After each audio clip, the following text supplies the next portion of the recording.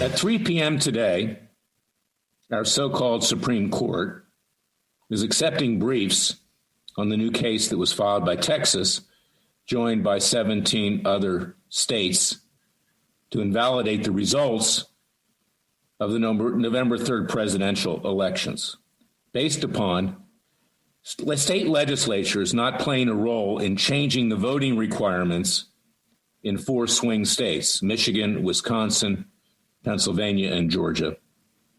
It's an excellent case, I got to say. It's a great case. And 17 states have joined. The president himself has joined. John Eastman, who I know from a law school in California, a very fine professor.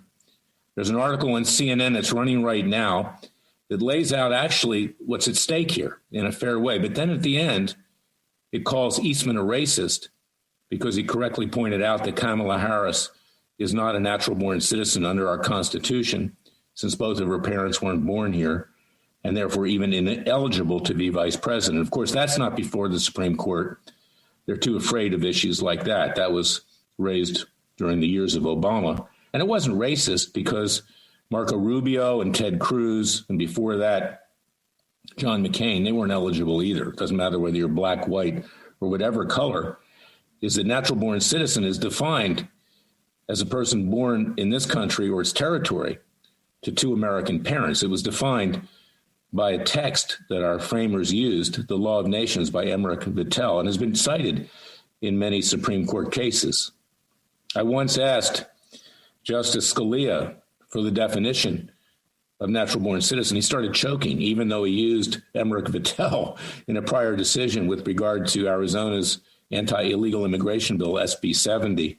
And this is what you're dealing with. And I say that because the Supreme Court, however good this case is not going to overturn the so-called election results obtained by fraud and other improper and illegal means, which has resulted in all 50 states now certifying the election for Joe Biden.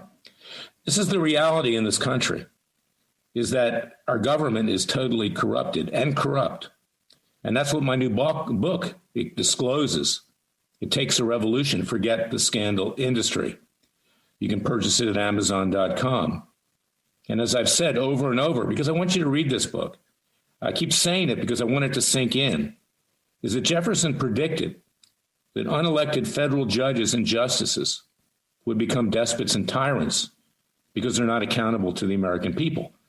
They feather their own nest and those that got them the power. And as a result, Jefferson predicted that every 20 years or so, we would have to wage another revolution. And he predicted it would be bloody. And he added, what's a few thousand dead to refresh the tree of liberty? Now, neither Jefferson nor I want to see violence. But if we can't arrest the downward slide, if we can't deal with the systematic, know that word systematic? The left says we're systematic racists. Well, we're not systematic racists, but we do have systematic and endemic corruption in our government, top to bottom. If we can't arrest that, then we are headed into a violent revolution. I won't start it. Somebody else will. The American people will start it. Those who believe strongly in the Constitution, those who, like our founding fathers, believed there was no other option but to declare a new nation and to defend that new nation, despite the odds. Now, we're on the verge of our so-called government being taken over by radical leftists of every religion, race, color, creed, stripe, sex, and sexual persuasion, and atheists. That's going to happen if we don't do something about it. Now, clearly, the Supreme Court is not going to do something about it. I'll bet the ranch on that one. They should do something about it, but they won't, because they're part of that Washington establishment club. Make no mistake about it. And when even the president, who I support, President Trump, and have supported, I've been his de facto law firm now for 4 years, even though I've been kept away from speaking with him, having been defamed by Roger Stone and others that don't want me to tell him the truth because he's getting bad advice continuously. Even the judges that he appointed, and that's why you need to read my book, It Takes a Revolution, Forget the Scandal Industry, lack courage, are totally worthless, or are frankly dishonest. He doesn't know who he appointed. His names were put on his desk by the Federalist Society and other Republican establishment lobbyists would sign here. He signed them. He brags that he's appointed over 300. Well, you know what? They went through Mitch McConnell, the Senate Majority Leader, who's a through and through political hack Republican establishment. What he does is to feather his own nest, even if some of the things that he does seem to be good at the time, but very few are. I mean, look at what's going on right now with regard to getting relief to the American people over COVID-19. This is what we're dealing with on both sides of the political aisle and elsewhere in Washington, D.C. Look at the revelations today about Eric Swalwell, that ridiculous, who I call the dumbest white man in Congress, individual who obviously had an affair with a Chinese spy. You don't think the Republicans knew about this? They didn't push back. They didn't push back because they've got their own skeletons. And that's exactly what happened, in the 1990s when I uncovered the Chinagate scandal. The Democrats pushed back and showed that the Republicans were involved with China as well, and it went away. So we, the American people, need to rise up. And talking about communist China, ask yourself this question. Why hasn't anyone in our government held China accountable? It's not enough to increase tariffs or to say I'm not going to have any more trade deals. That's ridiculous. And even the president deserves criticism for that. They've destroyed our country. It's getting worse. They've destroyed the rest of the world. And they don't even have to pay for the vaccines that Americans, many of them will take. I'm not going to take it, but many of them will. Why didn't the president freeze the assets of the Chinese, the communist Chinese? The Chinese are good people. I'm talking about the leadership in Beijing. Why didn't he freeze their assets to pay for all of this? What are they afraid of? The fact is that everybody has dirt on everybody else. The fact is that everybody in Washington is bought and paid for by some lobbyist or special interest.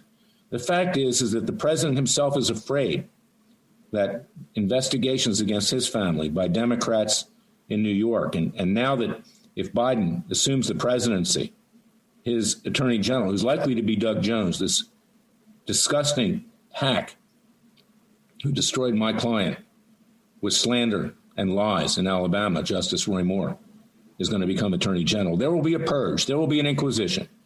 And even the president has been kowtowed. So this is what we're up against. We, the people, must rise up. We must fight a new, peaceful, and legal revolution. We must attempt that before others resort to violence, before others shed the blood of patriots. And that is my message. It's my continuing message. Go out and buy my book, It Takes a Revolution. I want you to read it. I'm not going to make money off of this.